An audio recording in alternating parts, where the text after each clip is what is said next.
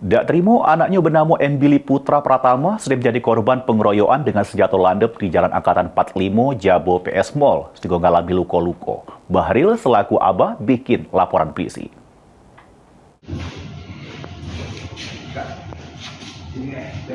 Dak terima anaknya bernama Embili Putra Pratama sudah menjadi korban pengeroyokan dengan senjata landep di Jalan Angkatan 45 Jabo PS Mall, sehingga ngalami luka-luka.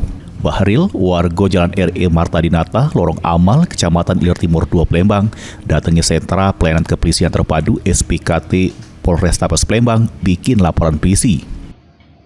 Diungkap ke Bahril kalau anaknya ini pas berada di tempat kejadian perkara.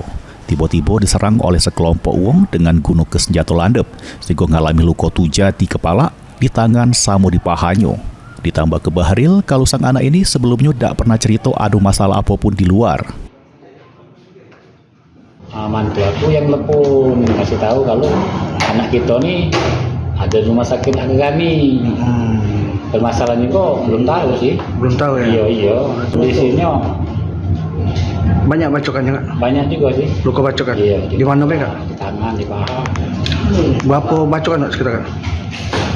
3 lah, di pala di tangan sih, paha. 3 Kak? Iya. Luka tusuk ada nggak Kak? Tusuk kan kayaknya ada itu. Berarti yang di video tadi benar nggak anak kita tadi ya? Anak kita benar. Yang dikejar tadi? Iya benar. Sementara itu, Pamapta SPKT Polrestabes Palembang, Ibda Adityan Amar, membenarkan sesudah menerima laporan tersebut. Selanjutnya, bakal ditindaklanjuti Satreskrim Polrestabes Palembang. Laporannya untuk tindak lanjutnya nanti akan ditindaklanjuti lebih lanjut oleh Satreskrim Polrestabes Palembang. Heru Wahyudi, PAL TV.